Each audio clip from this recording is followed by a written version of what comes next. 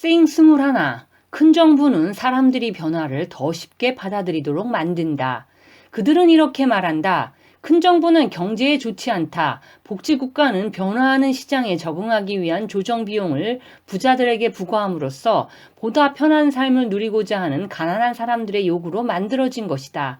가난한 사람들을 위한 실업보험, 의료 혜택 등을 비롯해 여러 가지 복지 정책을 추진할 돈을 부자들에게서 거둔 세금으로 확충하면 가난한 사람들은 게을러지고 부자들은 부를 창출하고자 하는 의욕을 잃게 될 뿐 아니라 경제 전체가 활력이 없어진다. 복지 혜택을 받는 사람들은 새로운 시장의 현실에 적응할 필요를 못 느끼고 따라서 역동적으로 변화하는 경제 환경에 맞춰 직업 및 직무 형태를 전환하는 것도 늦어진다. 공산주의 경제 체제가 실패한 것까지 들먹일 필요도 없다. 생기 넘치는 미국 경제와 비대해진 복지 정책에 눌려 활력을 잃은 유럽 경제를 비교해보면 알 수 있다. 이런 말은 하지 않는다. 잘 설계된 복지 정책이 있는 나라 국민들은 일자리와 관련된 위험을 감수하기를 두려워하지 않고 변화에 오히려 개방적인 태도를 취한다. 이것은 미국보다 유럽에서 보호무역에 대한 요구가 덜한 이유 중에 하나이기도 하다. 유럽 사람들은 자기가 종사하는 산업이 외국과의 경쟁으로 인해 문을 닫는다 해도 실업수당을 받아 생활 수준을 유지할 수 있고 정부 보조금을 받으며 새로운 직장을 구하는 데 필요한 직업 재교육을 받을 수 있다는 것을 안다.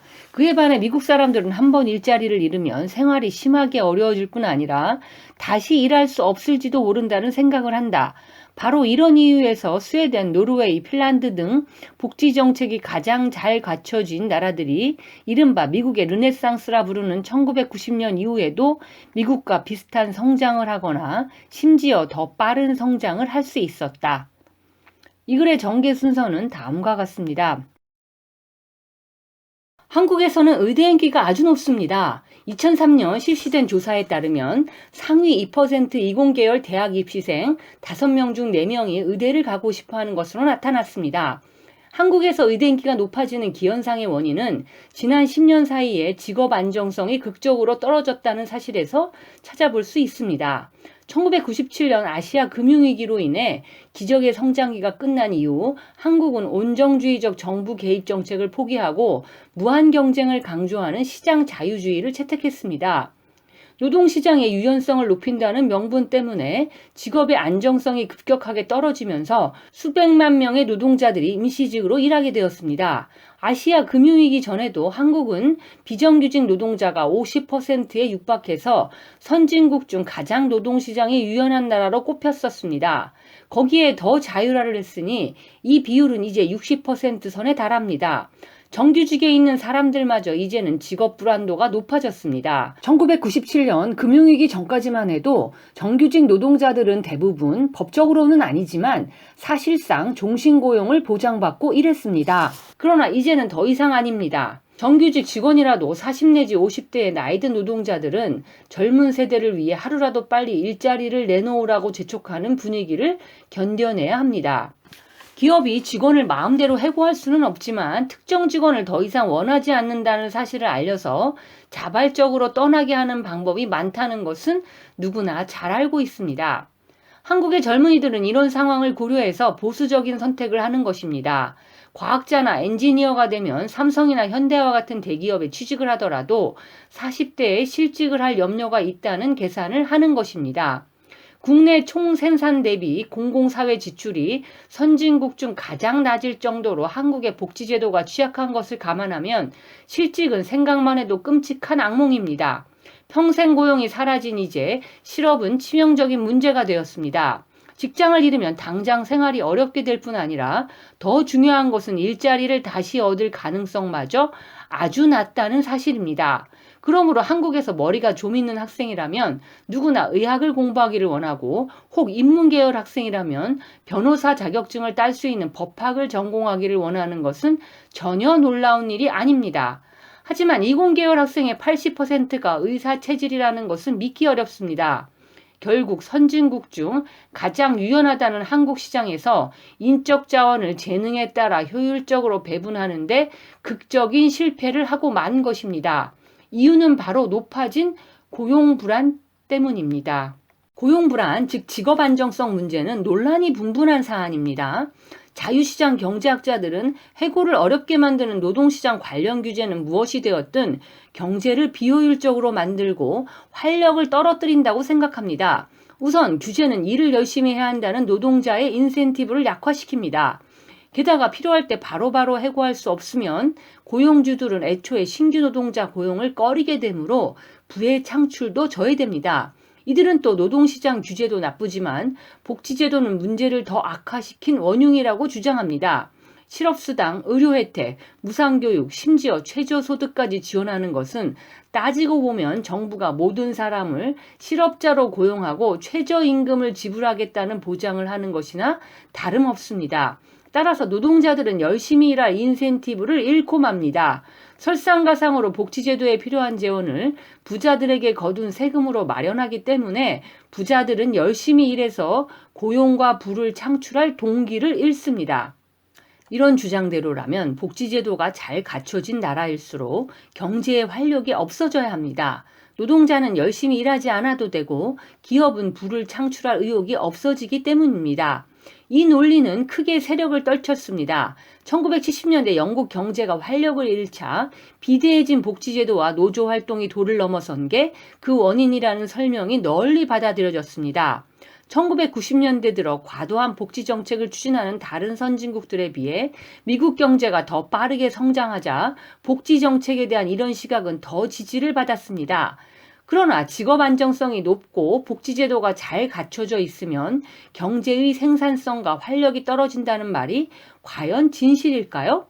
한국의 사례에서 보았듯이 고용 불안이 높아지면 젊은이들은 의사나 법률가처럼 안정된 직종을 선호하는 보수적인 선택을 하는 경향이 강해집니다. 이는 개인적으로는 좋은 선택일 수 있지만 사회 전체로 볼 때에는 재능을 적재적소에 활용하지 못하는 것이므로 경제의 효율성과 역동성을 떨어뜨립니다. 미국의 취약한 복지제도는 이 나라가 전반적으로 정부 개입이 훨씬 더 긍정적인 유럽 국가들에 비해 오히려 심한 보호무역주의 정책을 취하게 된 중요한 원인 중 하나입니다. 유럽에서는 몸담고 있던 산업이 쇠퇴해서 일자리를 잃는 것은 물론 큰 타격이지만 그렇다고 세상이 끝날 정도의 일은 아닙니다. 의료 혜택은 변함없이 받을 수 있고 국가 임대주택 혹은 주거보조금도 유지될 뿐 아니라 많게는 실직 전 월급의 80%까지 받으면서 정부의 지원으로 직업 재교육을 받고 구직 과정에서도 많은 도움을 얻을 수 있기 때문입니다. 반면 미국에서는 일자리를 잃는다는 것은 모든 것을 잃는다는 말과 마찬가지입니다. 실업보험의 자격 요건이 까다로운 데다 그나마 유럽에 비해 지급기간도 짧습니다. 직업 재교육과 재취업 과정에서도 정부의 도움을 거의 받을 수 없습니다. 이보다 더 무서운 일은 실직을 하면 의료 혜택을 받지 못하고 사는 집마저 잃을 수 있다는 사실입니다. 따라서 감원을 포함한 산업구조 조정에 대한 노동자의 저항은 유럽보다 미국이 훨씬 더 클 수밖에 없습니다. 위 예들을 통해서 알 수 있듯이 직업 안정성이 낮으면 사람들이 열심히 일을 할지는 몰라도 자기에게 맞지 않는 자리에서 열심히 일한다는 문제가 있습니다. 한국 젊은이들처럼 첫 번째 직업을 선택할 때나 유럽과 비교한 미국 노동자들의 태도에서 본 것처럼 현재의 직업을 떠나야 할 때 사람들이 제2의 혹은 제3, 제4의 기회가 생기리라는 것을 알면 좀 더 개방적인 자세로 변화를 수용할 수 있습니다. 궤변이라고 생각할 수도 있지만 이 논리는 전혀 이상한 것이 아닙니다. 이제는 대부분의 사람들이 당연시하는 파산법의 배경을 이루는 논리와 같은 것이기 때문입니다. 19세기 초 시행되고 있던 파산법에서는 파산한 기업가들이 자기 비즈니스를 다시 정비하는 동안 채권자들로부터 거의 보호를 받지 못했습니다. 또한 이전에는 채권자들이 채무를 면제해주지 않는 이상 아무리 오래 걸려도 모든 빚을 다 갚아야 했기 때문에 한 번 파산을 하면 다시 재기할 도리가 없었습니다. 시간이 흐르면서 사람들은 제2의 기회를 보장하지 않으면 기업가들이 위험을 감수하는 것을 극도로 꺼린다는 사실을 깨달았습니다. 1849년 영국을 필두로 많은 나라들이 파산법을 도입해서 파산 후 구조조정 초기에 기업가들이 채권자들로부터 법원의 보호를 받도록 했습니다.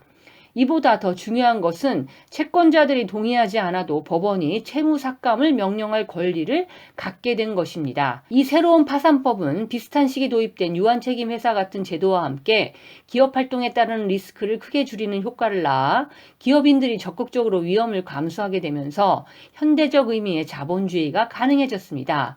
노동자들에게 제2의 기회를 준다는 의미에서 복지정책은 노동자를 위한 파산법이라고 할 수 있습니다. 파산법이 기업가들로 하여금 위험을 더 적극적으로 감수하게 해주는 것처럼 복지정책은 노동자들이 변화에 더 개방적이고 그에 따른 위험을 더 기꺼이 감수하는 태도를 갖도록 해줍니다. 제2의 기회가 있다는 것을 알면 사람들은 첫 번째 직업을 선택할 때 더 대담해질 수 있고 후에 직업을 바꾸어야 할 때에도 더 개방적인 자세를 취할 수 있습니다. 앞에서도 설명했듯이 복지제도의 규모가 작을수록 경제가 더 역동적이라는 게 통념입니다. 그러나 실제 보이는 증거는 이 통념을 뒷받침해주지 않습니다. 1980년대까지 미국은 유럽 여러 나라에 비해 복지제도가 미비한데도 훨씬 낮은 성장률을 보였습니다. 복지제도의 규모는 한 나라의 경제 실적을 결정하는 여러 요인 중에 하나에 불과하며 복지제도가 잘 갖춰져 있다고 해서 높은 성장률을 올리지 못하는 것은 아닙니다. 1990년 이후 OECD 핵심 국가 중 가장 빨리 성장한 나라 두 군데가 바로 핀란드와 노르웨이였습니다. 두 나라 다 복지 정책이 잘 갖춰져 있다는 것은 잘 알려진 사실입니다. 2003년 핀란드의 경우 국내 총생산에서 공공사회 비용이 차지하는 비율이 22.5%였으며 노르웨이는 25.1%였습니다. OECD 국가 평균은 20.7%였으며 미국은 16.2%였습니다. 미국의 거의 2배, 세계에서 가장 거대한 규모의 복지제도를 운영 중인 스웨덴의 성장률은 연 1.8%로 미국과 거의 차이가 없습니다. 자유시장주의자들의 말대로 복지제도가 노동자의 노동윤리와 부의 창출 동기에 악영향을 미친다면 이런 일은 일어나서는 안 됩니다. 물론 복지제도가 항상 좋기만 하다는 것은 아닙니다. 다른 제도들과 마찬가지로 복지제도도 장점과 단점이 있습니다. 특히 이 제도가 보편적이지 않고 미국처럼 선별적으로 적용될 경우 수혜자에게 낙인을 찍는 결과를 낳을 수도 있습니다. 복지제도는 사람들이 가진 최저희망 임금 수준을 높여서 열악한 조건에서 낮은 임금을 지급하는 일자리를 택하는 것을 꺼리게 만듭니다. 이 모든 잠재적 단점에도 불구하고 노동자들에게 제2의 기회를 주는 것을 염두에 두고 잘 설계된 스칸디나비아 국가들이 가지고 있는 종류의 복지제도는 사람들이 변화에 더 개방적일 수 있는 여유를 줘서 산업구조 조정이 쉬워지기 때문에 경제 발전을 촉진시키는 효과가 있습니다. 실업이 자기 인생을 망치지 않으리라는 것을 알면 사람들은 일자리를 잃고 새로운 기술을 습득하는 것을 훨씬 더 긍정적으로 받아들일 수 있습니다. 큰 정부가 사람들을 변화에 더 개방적으로 만들고 그에 따라 경제도 더 역동적으로 만들 수 있다는 것은 바로 이런 이유에서입니다.